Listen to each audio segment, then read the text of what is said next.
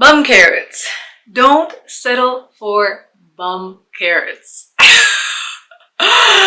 As the final video celebrating my beloved father's ascent to heaven, his legacy, the lessons he's blessed me with in this journey of grief is still so fresh and raw. I want to share something in celebration of this culmination. My favorite dad advice. And it's such a perfect celebration of my father and actually really good life advice. So my father would always tell us a story. He was so enthusiastic. I know I've shared so much about him that's been more serious, but actually my father, especially with time, became even more silly.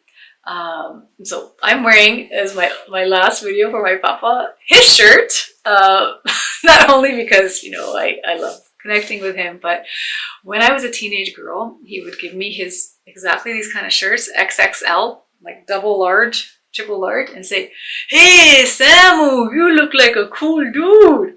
And I was like, "Oh my God, I don't want to look like a cool dude. I want to look like a cute teenage girl." Oh, so annoying. But he was very protective, and he didn't want me to wear figuring, tight, hugging, cutie things. He would give me his own shirts. It was his way of, making me wear baggy clothes. So I'm wearing his shirt, and he had such a sense of humor. He was so funny and silly, and he loved storytelling and telling jokes and giving dad advice in the funniest way. So my favorite dad advice was the story of the bum carrots. He would tell us the story of this Punjabi man who mistreated his wife. So his wife left him and went to her parental home.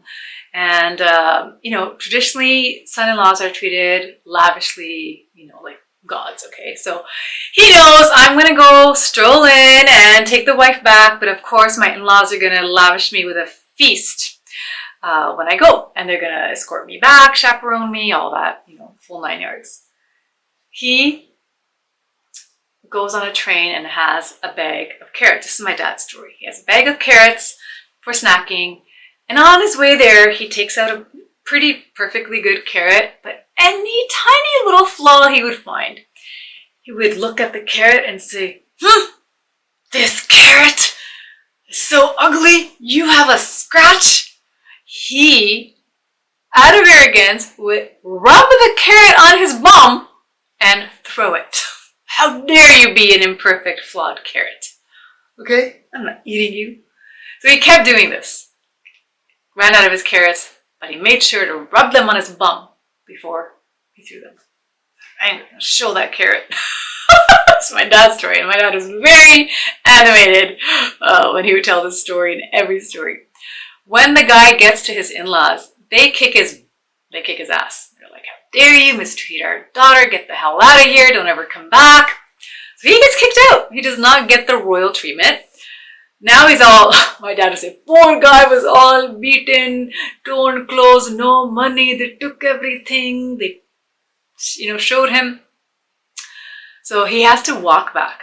No ticket money, no, chaperone, fancy escort back. So my dad would say, poor guy. Now he's going back and he is starving, the poor guy. Starving. So he's starving and he has no food. He didn't get the feast and he sees his carrot. He picks up a carrot and he's like, "Oh, this carrot is perfect. This carrot, it just has this little mark here, but it's perfect. For sure, I never rubbed this one on my bum." I just saw a spark, which I know my father's with me right now laughing, and he's so happy I'm sharing the story with the world. So he picked up and he eats the carrot. And so basically in the story, he keeps going, and because he's now starving and humiliated and humbled, he convinces himself that he had never rubbed this particular carrot on his butt before he threw it. But of course he had. My dad loved telling us this bum carrot story, and we always took it as a story of like, don't settle for bum carrots, like just because we watch these reality shows, let's say, right, and someone chooses one person, but then like that doesn't work out, so then they're like, oh no, that original person, they actually were not that bad, even though there were so many red flags. And so Eric and I, my husband and I, always have the show whenever we see someone in that situation where they're like, going back to the thing that originally wasn't good enough, but now they're like, convincing themselves that those flaws or red flags, they were not a big deal. We call them bum carrot. That's her bum carrot. That's his bum carrot. They're going back to the bum carrot. But the funny thing is, we still wonder, like, what was really the moral of the story? Was it that don't be picky and arrogant, and throw away good thing? Or was it that don't go back and settle and compromise and lower your standard because now you're in a more desperate situation, you've been humbled? So what I would love, I know what we have this as our insider joke. It's like a family joke, but Eric loves the story, so we always have like we'll just look at each other and say, bum carrots, yeah. So